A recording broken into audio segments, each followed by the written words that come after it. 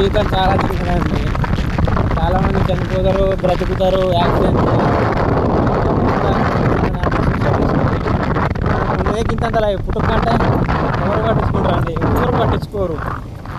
అనుకుంటారు కావచ్చు చనిపోతే ప్రశాంతంగా ఉండొచ్చు అని. చనిపోవడం తర్వాత వాళ్ళ పేరెంట్స్ ఎంత బాధపడతారో అనేది తెలియదండి.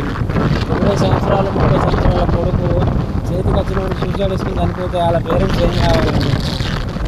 మీరే చెప్పండి. మనిషి జీవితం చాలా గొప్పదండి. ఇప్పుడు చనిపోవడానికి కారణం మీరు కాదండి, మెంబర్సే. ఎందుకంటే ప్రతి ఒక్కరు మంచి డేట్ ఆఫ్ బర్త్లో పుడతారు, కానీ అనుకోని సంఘటనల వల్ల చనిపోవడానికి కారణాలు ఎత్తుతారండి. కొంతమంది ఆన్లైన్ బెట్టింగ్ పెడతారు. ఇప్పుడు అది బ్యాడ్ తెలిసినా కూడా పైసలు వస్తాయని తెలుసు కదా. ఇప్పుడు వచ్చినప్పుడు అయితే తీసుకుంటాం కదా, మేము నమ్మరు. ఈ జీవితం పోయిన తర్వాత ఏం చేయలేము. మనకు దైవం ఎవరంటే పేరెంట్స్